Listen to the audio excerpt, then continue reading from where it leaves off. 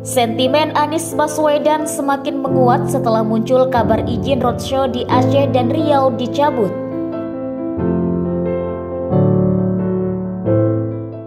Kabar tak sedap dari agenda kunjungan Anies ini justru muncul di tengah semangat menggebu-gebu relawan di NTB yang sedang mempersiapkan roadshow di Lombok, NTB akhir Desember. Bagaimana pengaruhnya terhadap psikologi dan persiapan para relawan? Berikut wawancara khusus NTB 1 dengan relawan Rumah Juang Anies Baswedan di NTB.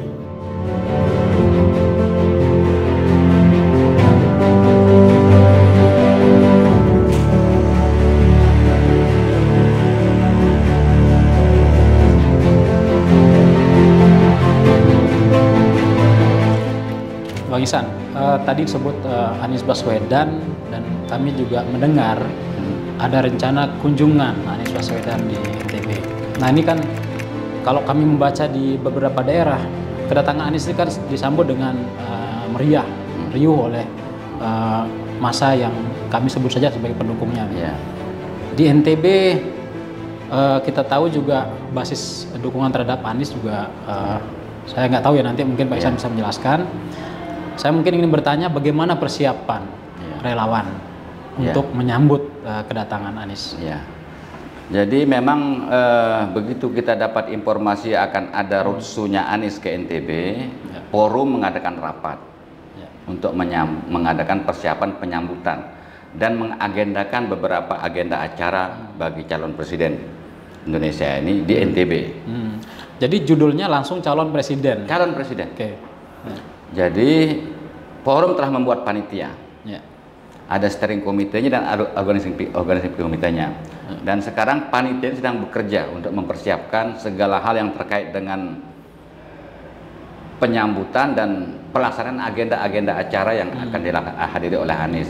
Ya. Ada 3 agenda penting dalam rangka Anies di NTB ini. Pertama, yaitu acara penyambutan Anies di bandara. Dan itu akan ada semi adat di situ. Karena akan ada penyerahan pusaka leluhur untuk diserahkan kepada Anies sebagai bentuk penyerahan kekuasaan kepada Anies sebagai bekal dia memimpin Indonesia ke depan. Ada semacam ritual adat nanti. Ada ritual adat sedikit di situ. Nah, kemudian dilanjutkan dengan perjalanan menuju Lombok Timur, yaitu di lapangan umum Mas Bage. Di situ akan ada rapat akbar yang akan dihadiri oleh puluhan ribu rakyat dan pendukung Anies di seluruh NTB yang ada ini. Akan ada urusan dari masing-masing dari 10 kabupaten ini. Akan tumpah ruah di lapangan umum Mas Bage. Baru setelah itu pada malam hari kita akan adakan semacam silaturahim calon presiden ini Indonesia ini dengan seluruh tokoh agama, tokoh masyarakat, tokoh pemuda, tokoh mahasiswa. Seluruh ketua partai yang ada, seluruh ulama yang ada, dan seluruh rektor yang ada di UNRA, di Mataram ini akan diundang. Tentunya bersama relawan-relawan simpul-simpul Anies yang ada di NTB ini. Di situ kita akan mendengarkan pidato kebangsaan Anies pada saat itu. Itu 3 agenda pokok. Kalau umpamanya besoknya Pak Anies ini akan berangkat agak siang, mungkin kita akan ketemu dengan para milenial di Car Free Day di Udayana. Itu rencananya. Itu sudah ada jadwal, berarti dia datang hari apa dan berakhir tanggal berapa? Ya, sudah ada muncul di kalendernya nggak? Jadi memang di mana-mana Anies itu pasti nginapnya semalam. Di mana-mana di berkunjung pasti nginap semalam.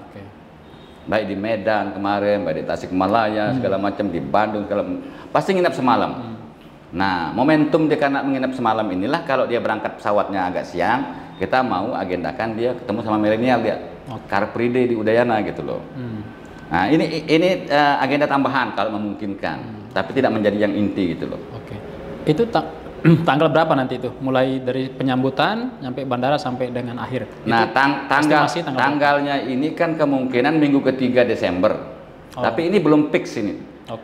Masih tentatif ya? Masih tentatif, karena ada tanggal 17 ini Anies akan keliling Eropa dan Amerika serta Timur Tengah. Oke. Masih di luar dulu ya. Ya, karena waktu kita video call kemarin dengan beliau pagi-pagi, beliau katakan mungkin tanggal 19 saya sudah keluar negeri. Sampai mungkin tanggal 27 28 itu. Oke. Nah, itu kita nggak tahu kepastiannya apakah jadi beliau akan keluar negeri. Berapa lama? Nah, tetapi tetap kita agendakan minggu ketiga Desember. Untuk beliau kita agendakan di sini. Terima di Lombok. Siap. Bang Iksan, kita tahu dan kita membaca beberapa artikel ya di media. Saya juga mengupdate salah satu berita nasional kemarin, dan tadi juga mengupdate ada reaksi terhadap kunjungan Anies di dua daerah, ada Riau dan Aceh. Yang paling ribut itu soal Aceh. Ya. Ada diksi yang mengatakan ini ada pencabutan izin, ada juga yang bilang pelarangan. Ya. Ini fenomena baru ketika Anies melakukan safari ke beberapa daerah. Ini juga satu sisi mengejutkan, tapi juga publik juga bertanya-tanya apakah benar itu terjadi atau jangan-jangan itu juga gimmick untuk menaikkan elektabilitas yang bersangkutan supaya kontroversinya juga terjadi gitu. Nah, ini juga sebelum Anies berkunjung ke NTB, situasi seperti ini kan tidak menutup kemungkinan juga terjadi. Nah, bagaimana relawan juang di sini merespon itu dan mengantisipasi ketika akan ada reaksi semacam itu dari pihak-pihak tertentu. Baik, jadi informasi yang kita dapatkan juga tentang bagaimana pencabutan izin yang dalam berita itu yang sudah mendapatkan izin dia di lapangan Aceh tetapi dicabut katanya kan. Nah, setelah kami cross check sebenarnya tidak diizinkan karena tidak memenuhi kapasitas tempat itu. Bukan pelarangan atau pencabutan izin. Artinya diminta dipindahkan ke tempat yang lebih memenuhi kapasitas karena pendukung Anies ini tidak bisa diprediksi orang yang akan ingin ketemu sama dia ini. Bisa puluhan ribu, bisa ratusan ribu, sehingga kalau dipaksakan di situ akan merusak fasilitas yang ada di sana gitu loh. Makanya sebenarnya, tetapi kami anggap ini sebagai sebuah berita yang tidak terlalu penting bagi kami di NTB ini. Walaupun kami pernah bahas dia kemarin itu loh. Tapi ini menjadi pegangan bagi kami untuk meng-cross-check ke masing-masing DPP Simpul. Jadi masing-masing Simpul ini menginformasikan bagaimana sebenarnya apa yang terjadi. Saya sudah kontak DPP Bergerak tentang kondisi seperti ini. Beliau mengatakan bahwa abaikan, tidak ada itu katanya, tidak ada upaya-upaya seperti itu. Tetapi sebagaimana yang kita ketahui bersama bahwa upaya dalam rangka menjegal Anies untuk bisa menjadi presiden itu kan sudah dimulai sejak beliau masih menjabat jadi gubernur. Udah narasinya sampai sejauh itu ya, udah upaya penjagalan. Udah biasa bagi kami para relawan-relawan ini menanggapi dan merespon hal-hal seperti itu. Kita udah tahu Anies yang sejak beliau sukses di JIS itu sudah mulai kan. Yang pertama videonya Anies tentang bagaimana dia tidak akan nyalon kalau Prabowo nyalon. Itu sudah muncul semua itu. Karena ada perjanjian dengan Prabowo katanya. Selalu muncul hal seperti itu, tapi kan ini upaya dalam rangka menjegal Anies untuk dicalonkan jadi presiden. Nah, banyak hal, banyak peristiwa upaya dalam pencegahan Anies yang dilakukan oleh rezim saat ini gitu kan. Tetapi tidak pernah Anies melawan. Anies itu karena ditunggu oleh rakyat di mana dia akan datang. Bukan maunya dia. Anies itu diminta datang oleh rakyat ke daerah itu. Jadi Anies tidak bisa menolak. Maka dia akan datang dengan kondisi apapun, Anies akan datang. Dan kita di NTB ini sudah mempersiapkan. Kenapa kita tempatkan di Lombok Timur juga tempatnya? Karena pertimbangan kapasitas lapangan juga atau lapangan memenuhi persyaratan dan kepala daerahnya bukan tidak bisa diintervensi lah, kita yakin tidak bisa diintervensi karena beliau dengan Pak Anies sama-sama pernah berpengalaman hidup bersama di Jogja. Jadi anunya lah. Simpulnya bisa ketemu ya. Ada istilahnya relasi hubungan ya, politik. ada hubungan emosional beliau dengan Bupati Lombok Timur dengan Anies ini sama-sama di Jogja dulu, sama-sama di organisasi mahasiswa yang namanya HMI di Jogja. Jadi ada semacam suasana kebatinan yang sangat kental antara mereka berdua. Itulah kenapa kita putuskan di Lombok Timur. Nah, dan beliau sudah menyatakan siap akan membackup. Makanya kita putuskan di Lombok Timur acaranya, di lapangan Mas Bage. Dan dalam rangka untuk itu, semua simpul sudah kita koordinasikan untuk mengerahkan masanya nanti di Lombok Timur.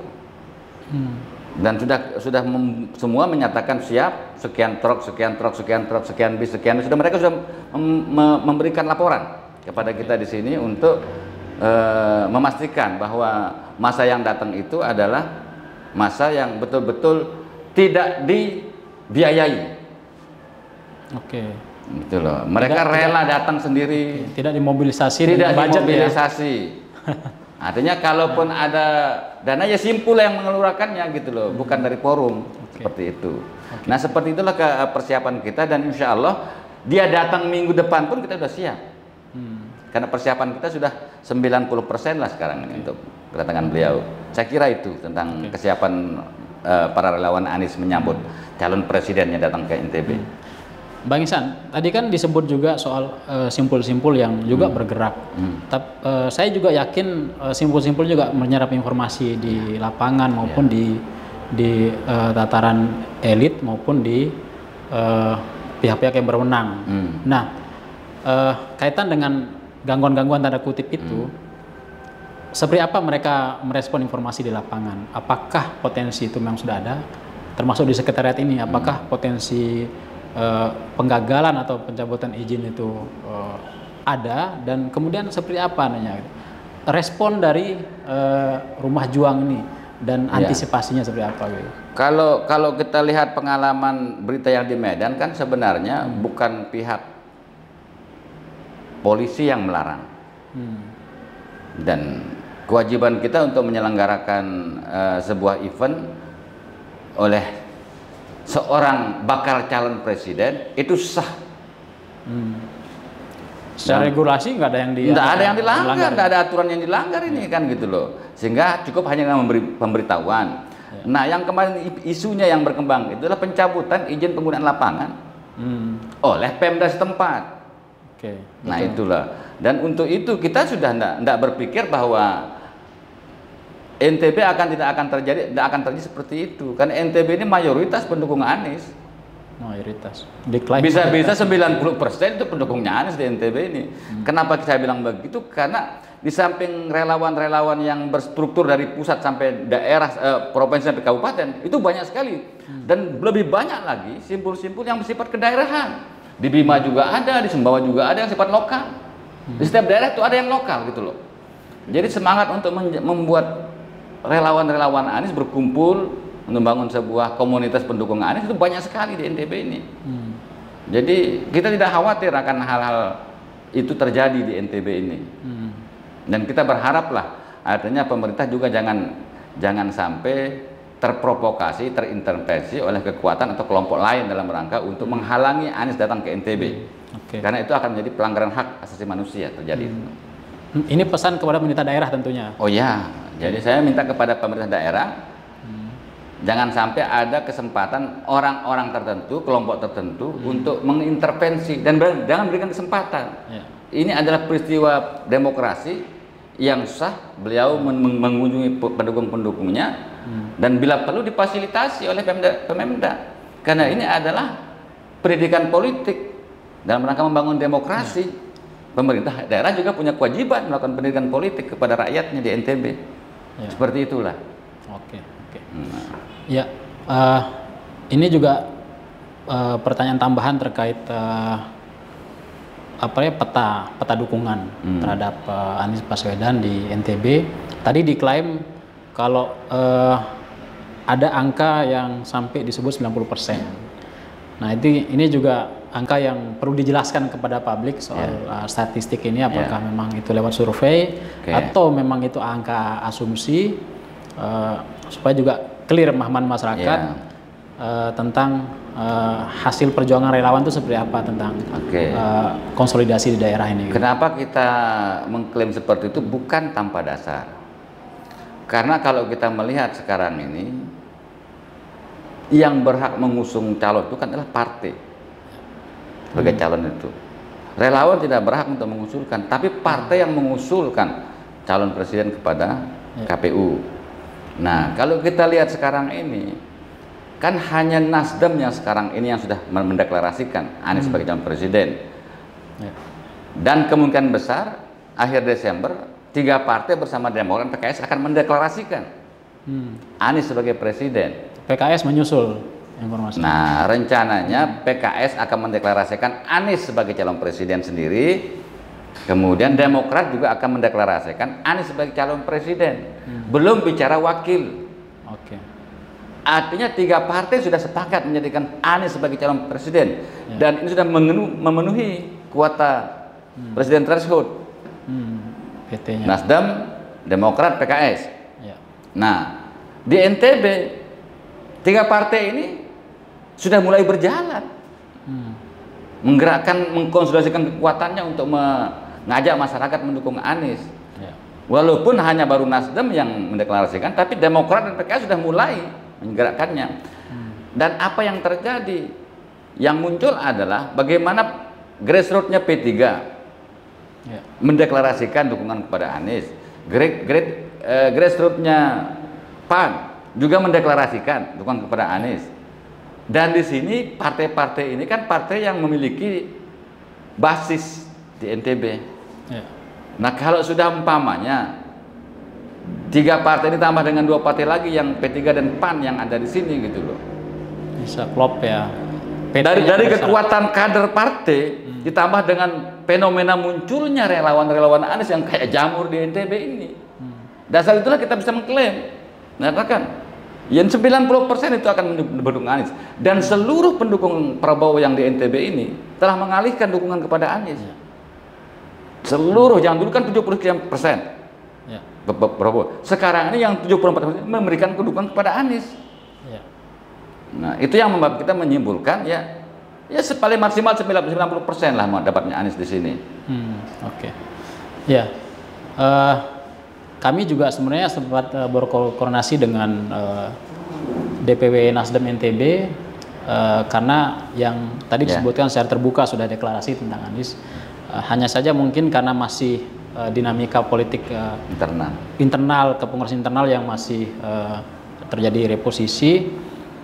Nah, mungkin pertanyaan terakhir buat Bang Ihsan terkait komunikasi dengan Nasdem itu seperti apa? Baik. Pada waktu Nasdem ulang tahun, Nasdem juga mengundang kami. Kami hadir merayakan ulang tahun Nasdem di kantor Nasdem. Dan pada waktu serah terima jabatan antara Ibu Rohmi kepada Pak Willy, yang merupakan Pak Willy itu Korwil Bali NTB untuk Nasdem, yang juga wakil ketua di DPP, sekarang menjadi PLT Nasdem. Itu juga kami diundang. Artinya bahwa Nasdem dan forum ini selalu berkomunikasi dan berkoordinasi. Nah, kemarin pada waktu saya datang ke kantor Nasdem dalam rangka untuk menyerahkan legal standing forum dan agenda-agenda Anies yang akan dijalankan pada saat Anies datang ke NTB, dan itu diterima dengan baik oleh mereka. Dan Pak Willy sendiri mengatakan kantor Nasdem ini sebagai rumah kita bersama dengan relawan-relawan. Seperti itu yang dibuat oleh forum dengan Nasdem. Artinya di sini di Rumah Juang juga rumahnya teman-teman Nasdem. Kami juga di situ dia diminta supaya kantor Nasdem menjadi rumah bersama gitu loh. Artinya ya kita sama-sama lah. Artinya tidak bisa relawan saja, tidak bisa partai aja sekarang menjadikan Anies menang di NTB ini. Harus bersama. Siap. Gitu. Artinya sebenarnya ini kan bacaan orang luar ini seperti gerakan parsial gitu. Jadi Nasdem mungkin dengan konsolidasi partai, tapi malah yang lebih terlihat menonjol persiapannya adalah di relawan gitu. Ya. Itu seberapa menyikapinya? Jadi begini, sebenarnya yang berhak membawa Anies ke konsolidasi itu Nasdem, bukan relawan. Oke. Nah, yang sekarang hanya baru Nasdem yang mendeklarasikan, Nasdemlah yang membawa Anies keliling seluruh daerah. Relawan itu diajak bekerja sama dan berkolaborasi, gitu loh. Yang menentukan jadwal Anies itu kan tim kecil, tim kecil yang dibentuk oleh 3 partai ini.